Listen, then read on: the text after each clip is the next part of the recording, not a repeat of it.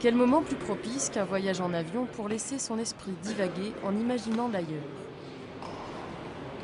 Pendant une heure retentit cette musique de fiabilité, ce faible tremblement.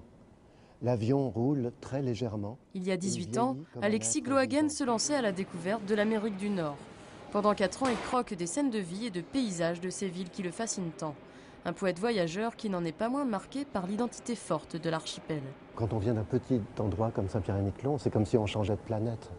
Et donc c'est extraordinaire de sentir qu'on appartient à la fois à cette ville de manière fugitive, puisqu'on la visite, et en même temps à un lieu qui est un lieu extraordinaire et à distance de tout cela, comme une sorte de point d'ancrage. C'est à cause de cela que je parle, je pense, de la géologie. C'est le point d'ancrage dans un lieu qui est extérieur à toutes ces villes et qui en même temps permet d'y parvenir par le biais du voyage.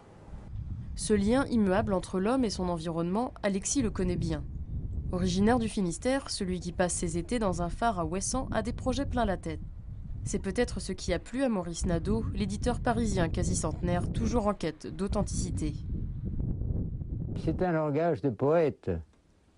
Et moi, alors je ne lui ai pas dit, mais ça m'est venu à l'esprit, ça me faisait penser à quoi? Ça me faisait penser aux flâneurs de Baudelaire, rien que ça. Quand Baudelaire se promène dans Paris et qu'il décrit les bâtiments, etc. Ou Benjamin, je ne sais pas, Walter Benjamin, les passages de Paris, tout ça, les gens qui décrivent, ils sont dans des constructions nouvelles. Les veuves de verre demeurent imperturbables.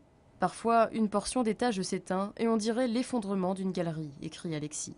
Le poète a revisité par la plume une vingtaine de villes d'Amérique du Nord. Fasciné par l'architecture de ces tours d'acier, Alexis exprime cependant une certaine crainte vis-à-vis de ce qu'elles symbolisent, la recherche effrénée du profit.